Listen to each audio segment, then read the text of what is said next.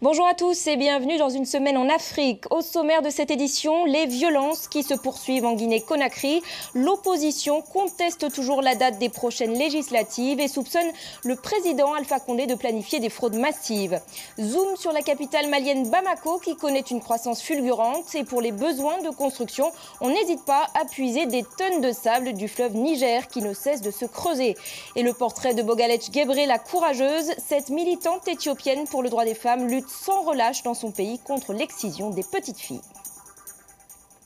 La campagne électorale est officiellement lancée en Guinée-Conakry. Les législatives sont prévues le 30 juin prochain, mais le scrutin est toujours contesté par l'opposition. Elle a d'ailleurs organisé de nombreuses manifestations ces derniers mois. La plupart ont dégénéré, faisant plusieurs dizaines de morts et des centaines de blessés. Les détails avec Nicolas Germain. Le scénario se répète depuis plusieurs semaines en Guinée. Des manifestations de l'opposition ont dégénéré en violence et ont fait plusieurs morts. En cause, l'organisation des élections législatives le 30 juin, repoussée sans cesse depuis 2 ans. Actuellement, c'est un conseil national de transition non élu qui fait office de parlement. Ces législatives devaient représenter un test important, le premier scrutin depuis la présidentielle de 2010 et la victoire d'Alpha Condé. Mais l'opposition affirme que la date a été fixée sans concertation par la commission électorale indépendante, la CENI. Elle dénonce aussi la non-participation des Guinéens de l'étranger. Et surtout, elle rejette le choix de l'opérateur chargé du fichier électoral, le Sud-Africain Waymark. Il a été sélectionné frauduleusement, sans appel d'offres ni cahier de charge par M. Alpha Condé qui a décidé de l'imposer à la CENI. Ça déjà c'est un problème parce que cet opérateur est là pour aider Alpha Condé à gagner les élections. Pour ces différentes raisons, l'opposition va boycotter le scrutin du 30 juin. Nous voulons aller aux élections. Notre ambition et notre vocation, c'est de participer à des élections, mais nous voulons que les conditions d'un scrutin équitable et transparent soient réunies. C'est ce que M. Alpha Condé ne veut pas. Quant au camp du président Alpha Condé, il condamne vivement ce boycott des élections. On ne peut pas non plus faire le chantage de la chaise vide ou le chantage à la violence. Je crois que c'est important aujourd'hui de privilégier l'intérêt national sur des questions de politique politicienne pure. Parce que ce que nous déplorons en même temps, c'est que ce genre de crise aujourd'hui, malheureusement, quelque part, est en train d'alimenter une conflictualité communautaire. En Guinée, les clivages politiques recoupent le plus souvent les clivages ethniques. La plupart des Malinqués soutiennent Alpha Condé, alors que la majorité des partisans de Cellou Dalein Diallo sont des Peuls. Diallo accuse le pouvoir de cibler sa communauté. C'était déjà le cas lors de la présidentielle de 2010. Après l'annonce des résultats provisoires qui donnaient Alpha Condé vainqueur, des affrontements entre les deux camps avaient fait plusieurs morts. La Cour pénale internationale mène une chasse raciale contre les dirigeants africains. Propos choc du Premier ministre éthiopien Haïlé Mariam Dessalegn, tenu au dernier jour du sommet de l'Union africaine d'Addis Abeba. Depuis sa création, la CPI a inculpé une trentaine de personnes, toutes africaines, dans 8 pays du continent. Alors, ces accusations contre la CPI sont-elles fondées? Élément de réponse avec François Goulin. C'est une petite musique qui revient à chaque sommet de l'Union africaine. La Cour pénale internationale ne s'en prend qu'aux Africains. Mais cette année, la rhétorique est allée encore plus loin. L'objectif, à la création de la CPI, c'était d'éviter toutes sortes de crimes ou d'impunité dans la gouvernance. Mais désormais, le processus a dégénéré en une sorte de chasse raciale. Ces attaques ont une raison. La trentaine de personnes inculpées depuis la création de la CPI en 2002 sont toutes africaines. Le dernier dossier sur le bureau des juges de La Haye est celui d'Ouhuru Kenyatta, le président kényan, tout juste élu et accusé de crimes contre l'humanité. L'Union africaine a demandé à la Cour de transmettre le dossier à la justice kenyane, comme elle l'avait fait en 2009 avec Omar el-Béchir, le président soudanais accusé, lui, de génocide. Pour la CPI, les attaques de l'Union africaine n'ont aucun fondement. On n'est pas là pour aller à la chasse de quelqu'un, mais vraiment pour protéger les populations. Et si le système judiciaire au niveau national était capable de mener à bien ce genre de poursuite, la CPI n'intervient pas. Et puis, il faut rappeler également que si on a 8 enquêtes qui concernent le continent africain, la majorité, l'écrasante majorité de ces enquêtes-là ont été ouvertes à la demande des gouvernements africains elles-mêmes. Le divorce semble consommé entre les chefs d'État africains et l'institution internationale. Pourtant, lors de la signature du traité de Rome, l'acte de naissance de la CPI, ce sont les États africains qui semblaient les plus demandeurs en termes de justice. 34 pays l'ont ratifié, en faisant le continent le mieux représenté. Mais selon cet avocat parisien, spécialiste du droit international, si La Haye court-circuite la justice locale, c'est à cause du manque d'institutions crédibles et la faute en revient aux dirigeants eux-mêmes. L'Afrique ne s'est pas en tout cas encore donné soit les outils judiciaires pour faire respecter les droits des victimes, ou à défaut en tout cas ces dirigeants n'incarnent pas cette volonté politique. Personne ne prendra le risque de transgresser cette règle sous-entendue, non écrite, mais respectée par tout le monde. On se traite avec courtoisie dans le silence, on ferme ce qui ne fait ni progresser l'état de droit, ni les droits de l'homme en Afrique.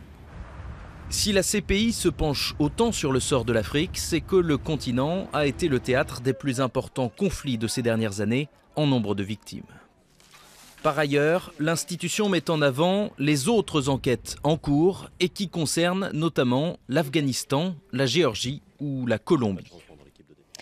Au Mali, la capitale Bamako connaît un développement vertigineux. C'est la croissance urbaine la plus importante d'Afrique et la 6e au monde. Et pour satisfaire les besoins de construction, des tonnes de sable sont extraites du fleuve Niger. Un appétit qui a des conséquences écologiques dramatiques sur ce fleuve. Reportage Fabien Hoffner et Vanessa Tsangatabi. Avec leurs pelles, ces hommes creusent toujours plus profond pour extraire le sable du fleuve Niger. Un travail aussi rudimentaire qu'épuisant. Mais ici, à quelques dizaines de kilomètres de Bamako, une soixantaine de sites d'extraction emploient des milliers de travailleurs. Ces ouvriers sont même venus du Nord Mali pour gagner leur vie. Cette année, j'ai retourné, j'ai commencé le cultivateur. Si la pluie vient, on va commencer le cultivateur. On va travailler de 8h jusqu'à 22h, jusqu'à 21h. Le sable, un matériau précieux et indispensable à la construction de Bamako. La capitale malienne connaît la croissance urbaine la plus importante d'Afrique. Elle comptera 3 millions d'habitants en 2025. Et c'est au port de Kalabankoro que les camions viennent s'approvisionner. Chaque jour, les pirogues déversent des tonnes et des tonnes de sable. L'activité a pourtant connu une baisse de régime durant la guerre. Les exploitants se relèvent difficilement. Il y a beaucoup de nos personnels qui ont fui, ils ont été chez les orpailleurs. Bon, les quelques-uns qui sont réussis ici, on s'est débrouillé. Bon, c'était la galère parce qu'on n'arrivait pas à manger. Maintenant, ça commence à aller. Mais cette exploitation incontrôlée n'est pas sans risque écologique. Le lit du fleuve se creuse encore et encore de plusieurs centimètres chaque année. L'accès à l'eau est de plus en plus difficile et les écosystèmes sont affectés. Des conséquences néfastes pour l'environnement que les scientifiques tentent de dénoncer. Quand vous faites l'extraction, vous enlevez les matériaux, vous enlevez la nourriture de poissons, vous faites beaucoup de bruit. Donc ça dérange la faune aquatique. Il faut enlever des matériaux hors fleuve. Maintenant, on a indiqué, n'est-ce pas, des zones d'extraction, notamment les carrières d'extraction de gravier et de sable qui viennent en compensation de l'extraction au niveau des fleuves. Il faut qu'il y ait plus de sensibilisation encore pour enrayer le phénomène. Difficile d'éveiller les consciences sur les perturbations à long terme du fleuve, dans un pays où beaucoup vivent au jour le jour. Bogalech Gebre est une figure emblématique en Éthiopie. Son combat, la lutte contre l'excision des petites filles, elle-même a été soumise à cette pratique durant son enfance. Elle parcourt aujourd'hui le pays pour convaincre la population de mettre fin à la mutilation génitale féminine. Voici son portrait. À chaque fois, c'est le même chant qui accueille Bogalech Gebre, un hommage à son combat contre l'excision. C'est seulement le début du combat pour la justice, l'égalité et la dignité pour tous. C'est seulement le début. Bogalech Gebre, c'est un destin hors du commun. C'est ici dans le Kembata que tout a commencé. Quand petite fille, elle brave les interdits et se cache pour aller à l'école. Après de brillantes études à l'étranger, elle revient au pays avec une idée en tête, se battre pour le droit des femmes. Bogalech Gebre avait le même âge que cette fillette quand elle a été excisée. Elle lui fait revivre la scène. Un homme qui la maintient immobile et une femme, l'exciseuse, qui s'avance. La femme a utilisé une lame, mais traditionnellement c'était de l'obsidienne. Elle a coupé comme elle pensait qu'elle devait le faire.